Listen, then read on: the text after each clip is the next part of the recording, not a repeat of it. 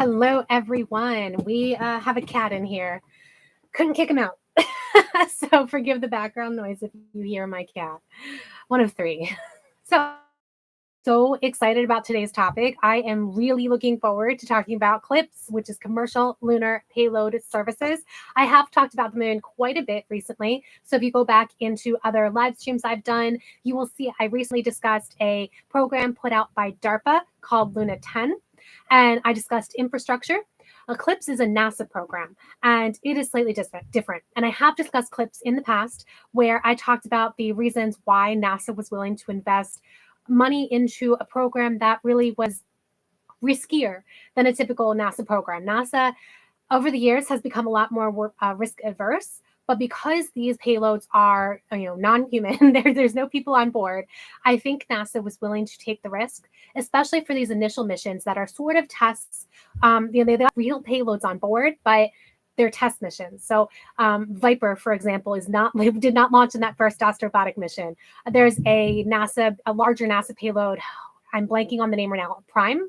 No, there's some other NASA payload that's launching on the next Intuitive Machines. And so NASA really put payloads on these initial missions, but expected that they might fail. In fact, the initial quotes given by Thomas Zurbuchen when he was at NASA, he was head of science at NASA, he said about 50% rate.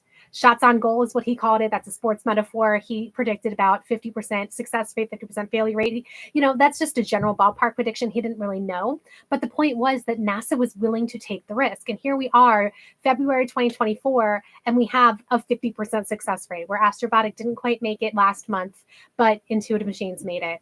Now, as of this recording, hey, Ross, good to see you. As of this recording, I don't think they've released pictures yet, which I am just so frustrated. So like you, maybe you've been waiting for pictures since they landed yesterday and are wondering why we haven't seen photos yet. I don't know. They're supposed to have a press call later today in about 4 hours. Yeah, after show party. I like that phrasing. So we're going to see what happens with these photos. They're saying that the Nova C lander, Odysseus, it's upright, they're saying, and they're saying it's transmitting data. Waiting to see what happens with the photos. I'm sure it's fine, but you just never know.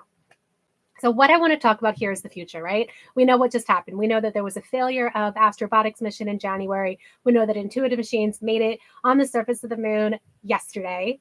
What comes next? So I did just mention that Astrobotic is planning to launch another mission currently scheduled for November of this year. That's probably not going to happen. I mean, if they can figure out exactly what went wrong and they can fix it. I mean, they had some kind of propulsion valve problem. If they can fix it, then Astrobotic may launch that mission this coming, November. If not, we're going to see a bit of delay. And in fact, for most space missions, you will expect a delay. And especially missions that are at the end of the year, at the end of the calendar year, typically they do get delayed to the next year. It's just people like to say, we're going to do this many launches by this year. We're going to launch this by the end of the year. And typically that's just a more of a milestone, like let's do this kind of date. So what we actually expect is maybe it's going to slip a couple of months, especially since they did have that failure. And then with the Intuitive Machines mission that they just had, well, success, right? As far as we know, a success. So there might be some issues with communications that they need to figure out, but that is something that is a lot more feasible to fix than fixing the propulsion of a lander. So I would expect that Intuitive Machines, they are planning to launch something by the end of this year. That may or may not happen simply because, again, launches at the end of the year tend to get pushed, but we're going to have to see. Also planned for later this year, Firefly Aerospace has a mission planned by the end of this year, and iSpace has another mission planned. They had a mission already. It didn't quite make it. They're trying again. There's a few other companies that are part of the CLPS providers system. And even though it's not a CLPS mission, SpaceX is actually a CLPS provider. SpaceX is actually planning, we'll see, to launch Starship demo mission. Last time they put out anything about this. So they need to do a uncrewed demo of Starship landing on the surface of the moon before they can put astronauts on board for Artemis 3. And SpaceX is saying that they wanted to do that, at least about a year ago. They last said that they want to do this in 2024. Whether or not that slips, it's probably going to slip. It's probably going to depend on whether or not Starship can get orbital anytime soon. they're supposed to be launching. They don't have a date yet, but I think they said beginning of March is when they're going to do their next test. And Elon Musk says that it's highly likely that it's going to succeed this time. So we'll see. I'm crossing fingers. I want it to succeed. And so what we have now is a bunch of missions that are in the works. But why does NASA want to put its effort towards these missions? Why did NASA give several $100 million to these CLPS providers? You have a question, Ross. Do you think Astrobotic might reduce the scope of their next CLPS mission to reduce the Peregrine mission one fail? Yeah, maybe. So the next Astrobotic mission is on a lander called Griffin. It is a larger lander than Peregrine, and it has, again, that Viper mission. I think it has some other payloads in addition to that. I think what they might do is either bump Viper, because Viper is a much more expensive payload, or they might simply delay the whole mission until they are absolutely certain they can have. You can never be absolutely certain, but as certain as they can be that they will have mission success. And so I don't think that we will see them necessarily, like, they're not going to cancel it, right? But they might take precautions. They might say that we're going to do another kind of test before we do Viper. I don't know. We're just going to have to see. It might be that they go for it. They just try to launch Viper at the end of the year or early next year. So NASA, why is NASA taking this risk? Why is NASA putting payloads on these missions? The mission that just landed, Intuitive Machines IM-1, NASA paid $118 million, I think it was, something like that, for that mission. And then there were commercial payloads, and there were university payloads, and there was an individual who paid to have his art put on the surface of the moon. And so these companies are supposed to be profitable, right? That's the whole point of a company. It's to make profit. And so NASA is putting in a good chunk of that money, and then they are finding additional customers to make additional money to make this worth it. Why is NASA doing this? Because NASA does not want to be in the business of having to send all of these missions to the surface of the moon. And by all these missions, I mean like the scientific instrumentation. There are other additional missions that are going to be setting up things like internet and, power grids. They're doing tech demonstrations right now. The LiDAR that landed, that actually landed the Intuitive Machines IM-1 Odysseus lander, that was a test demo. That was not actually meant to be the landing system, but they had a LiDAR on board and they had some kind of problem. So they had to activate that payload to do something it wasn't intended to do. And so they are testing these things in real time. And why is NASA doing this? Because NASA does not want to be responsible for doing all of these missions. And NASA knows that if it can put these in the hands of commercial companies, they can potentially do it for a lot cheaper. $118 million for this Intuitive Machines IM-1 is a lot less expensive than if NASA had done it all themselves. If NASA had done it all themselves, there probably would have been an extremely high success rate, but at a significant cost, because that's just how NASA operates. And it's not just like the perfectionism. And this is not necessarily me talking either. This is, I forget whether it was Office of Inspector General or the other body, GAO, Government Accountability Office, one of those two, put out a report where it talks about how NASA's budgets skyrocket because NASA tends to be a perfectionist. They didn't use that word. That's my word. But they talk about how NASA really makes sure that it does things right. And NASA will continually try to break these barriers and do the cutting edge, forgetting about budget, forgetting about timeline. Just, it doesn't matter as long as they do the awesome things and they are 100% successful, as successful as they can be, which is why you saw, James Webb Space Telescope operating perfectly, and why Artemis 1 went off without a hitch, mostly without a hitch. Actually, they had problems with Orion. But like all of these missions are going off so successfully because NASA is a bit of a perfectionist, which means that they will eat the budget, and NASA doesn't have a budget to eat.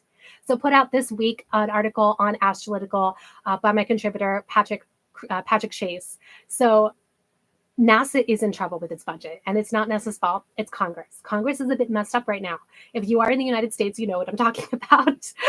Congress cannot agree on anything in general the past several years. And then when you throw in the fact that it's an election year, NASA is not going to get the budget that it needs. It might have to continue on a continuing resolution, which means it gets a little bit less actually than it because of inflation. So continual resolution means its budget stays stationary, but because of inflation, it means there's actually a bit of a drop in its budget because everything is more expensive now. You might have noticed this. I've certainly noticed this. And so what we're seeing is NASA does not have the money to do what it needs to do. So if NASA doesn't have the money to do these perfectionist payloads to the surface of the planet, surface of the moon, and to me, the moon is a planet, but that's a whole other topic. If NASA does not have the money to do really high success rate missions to the moon, then it needs to find an alternate method to do what it needs to do for Artemis. And that alternate method is to do these higher risk missions in commercial hands. And we have just seen that intuitive machines can do it. And maybe Astrobotic could have done it if they didn't have that propulsion problem. Maybe they could have successfully landed on the surface. So we're going to find out. Ross says, what do you think about the prospects of putting more telecommunication satellites in lunar orbit to help with data transfer for CLPS missions? Yes, absolutely, that's going to be needed. And in fact, I think China's doing that. I don't know off the top of my head whether or not there is any NASA or US commercial lunar relay satellites planned. There probably is, but I don't know. If you know, put it in the chat or in the comments. But I know I think China just launched one or is about to launch one. So China has its own plans for lunar operations. They have a space station. I'm sorry, not a space station. NASA has the space station Gateway. China has a lunar base, International Lunar Research Station, which they are intending to put together by 2030. Or at least start the operations, land humans on the surface of the moon by 2030. And so they are preparing for that by launching satellites and stuff to help with data, to help with communications, that kind of thing. And previous live stream I did, I don't remember, it was 3 weeks ago maybe, I did talk about all the infrastructure that, not NASA, but DARPA, Department of Defense, no, I don't know. I can't remember what DARPA stands for right now. It's Advanced Research something. I'm sorry. But 3 weeks ago, I did talk about the U.S. Department of Defense program, DARPA, which did fund a lot of these infrastructure programs where they're trying to put infrastructure on the surface of the moon, including communications. But NASA just does not have the budget for this. NASA is so focused on landing humans on the surface of the moon and on Gateway that it almost can't be bothered to do these other scientific, like, little instrumentation missions. And it's important. It's absolutely important. And a lot of them are NASA missions, and they're very important to the NASA PIs and the people who are working on those instrumentation missions. But in the bigger scheme of things, it's not that important to NASA. NASA wants Viper to succeed. NASA wants the payloads that it just put on intuitive machines to succeed. But it's not as important as landing Artemis 3 on the surface of the moon, because that's what gets the attention. That is what is going to have congressional hearings if it doesn't work. That's what's going to get good or bad press globally if it works or doesn't work. So that's the international prestige, because as much as there's cooperation internationally for the Gateway, which is a lunar space station, there's way more interest internationally for the partners to land on the surface of the moon. There's already a Canadian who's going to be on Artemis 2, which is going to go around the moon. But for Artemis 3 and the future, anytime that there's a landing on the moon, you can expect that all of NASA's international partners are going to want to be part of that. And so the geopolitical incentive for the human landings on the moon to work is way, way greater than any other international partnership that is in existence right now. I mean, like, maybe aside from International Space Station. The International Space Station is a 20-some-year-old program, and now I'm talking about returning to the surface of the moon with people for the first time since 1972. And so it's almost like this is secondary priority for NASA. NASA still wants these scientific missions, these scientific payloads to work, but they're okay with putting it in the hands of a riskier service provider who they can pay less because they don't have the budget to pay more. If NASA had infinite budget, I can imagine that NASA would have done it themselves, or done a traditional contracting where it's a NASA mission and they have, prime contractors. But NASA does not have an infinite budget. And so what we can expect for the future is we can expect more of these public-private partnerships and commercial service missions where NASA is contracting out to these CLPS providers and to, SpaceX and Blue Origin and all of these other companies that are able and willing to put payloads and astronauts on the surface of the moon and in cislunar space. because NASA doesn't have the budget to do it any other way. I would arguably say that NASA doesn't have the budget to do all the things that it needs to do in the way that it's planning to right now. I mean, like, there's no solid plans right now for NASA to have a base camp, an actual sustained operation on the surface of the moon, even though that's what NASA says they want to do. NASA does not have the budget for it right now. So they've got a little bit of plans. They've been working on like habitats and things like that, but they don't have the budget for that. Neither do they have a budget for Mars. So all of Artemis is supposed to be Moon to Mars, just like previous Moon to Mars programs, Constellation and Space Exploration Initiative. They're all Moon to Mars. But the Mars part is so far in the future that NASA's not worrying about it. They're saying that we need to live and work on the surface of another planetary body, that being the moon, so that we can learn how to do that on Mars. But they have no actual real funding to do a whole lot of preparing to go to Mars with people. They don't even have the money to do Mars sample return, which is a half-done robotic program. So it's a bit of a mess. Okay, if you're in the United States, what you can do is contact your elected representatives and tell them to support NASA. Tell them to support space exploration, whether it is these human programs that I was just mentioning, Artemis 3 and beyond, or whether it is simply, scientific payloads on the surface of the moon or sample return on Mars. Making sure that you tell your elected representatives what they should do with your tax dollars, because this is your program. If you're in the United States, NASA is your program. So you go ahead and tell your elected representatives what you want NASA to do. And aside from that, there's not a ton else that we can do other than to elect the correct people that might actually run the government properly, like making sure that there's no standstills. We are actually very fortunate in that NASA is bipartisan and nonpartisan in a sense. The only thing that gets a bit partisan is environmental science and climate change studies. But NASA overall is very, very popular with both parties. NASA Artemis program was started by the Trump administration, continued by the Biden administration. So actually, we're very fortunate that there's no conflict there between the parties. Otherwise, it would be even more of a mess. But making sure that government cooperates and actually functions the way it's supposed to is also very important to a democracy, in my opinion. So that's about all I wanted to say. Oh, Ross says perhaps a few Starlink satellites with laser data transfer capability in lunar orbit would be a good project for SpaceX. It certainly would be. And so I know SpaceX is currently working with the Department of Defense on Starlink. They called it something else. I don't remember what they called it, but it's the Starlink for the Department of Defense. And so I would not be surprised in the future if there is even a different name for Starlink around the moon. I can totally see that happening. And there is right now an emphasis on going more towards Star Shield. Thank you, Ross, Star Shield. There's emphasis right now on laser communications as an emerging technology, which is, I don't know enough to brief you about it right now, but it is something that is probably going to change the way we do communications if we can actually have this happen. So I think that's exciting. I think there's a lot of infrastructure that we're just not even thinking of. So when you think about how we live and operate on the surface of the planet, and then we live and operate in the space station, and how it's taken us this many decades to actually get comfortable with doing longer missions on space station, where they're doing 6 months a year.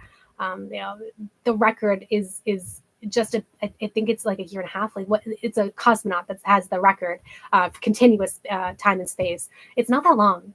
And so if you are thinking ahead to Mars, then you need to really do those long duration missions, learning how to really live in a sustained manner in a closed environment. And that's just we're not there yet.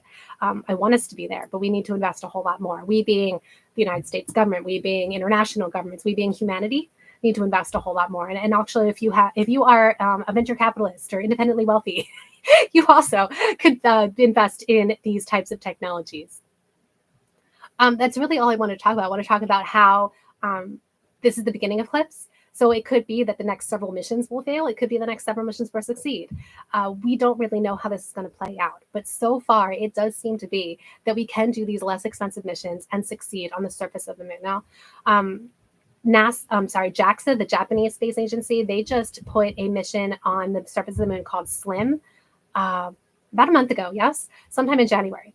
And that was successful for the most part. And that was about the same cost. And so it's hard to compare. It's like an apples and oranges comparison if you're talking about different countries' space programs, because NASA does tend to be significantly more expensive in terms of what we do compared to a lot of other countries and what they do.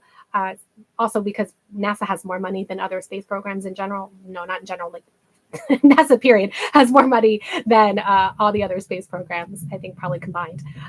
But JAXA did manage to do a similar mission. The Indian Space Agency also managed to do a similar mission at a less expensive cost. So you can see how it's trending towards less expensive missions.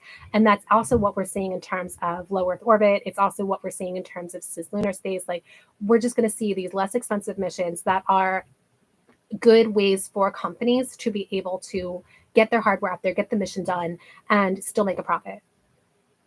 Paul says, the cost of these missions is low. How much lower do you think it will be when Starship comes online and generally the tech improves?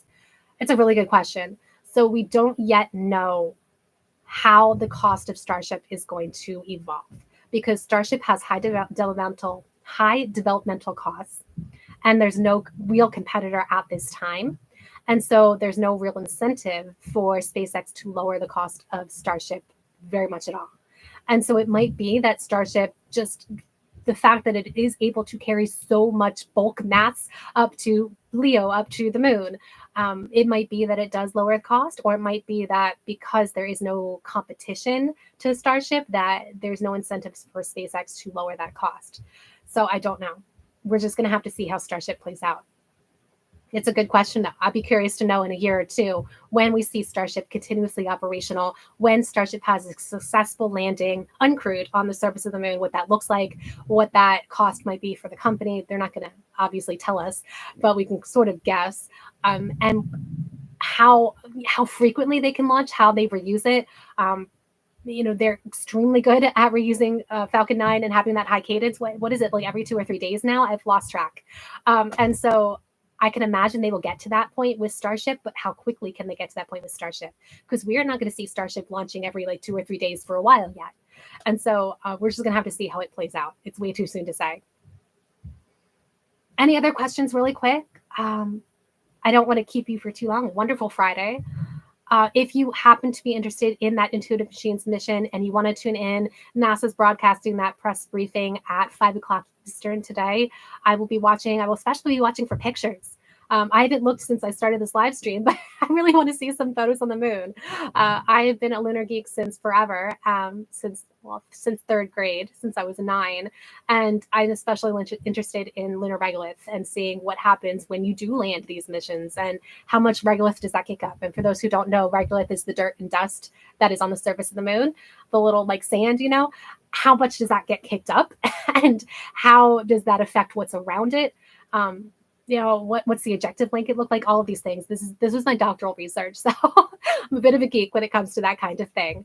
All of you are welcome to put questions in the comments afterwards if you're not watching live. I do answer questions. I might even take one of your topics and do it the next time. So please subscribe if you haven't already. And if you did want to get these in a written format, astrolytical.com/subscribe is the newsletter. It goes out every start of the week. Thank you so much. Thank you, Paul and Ross.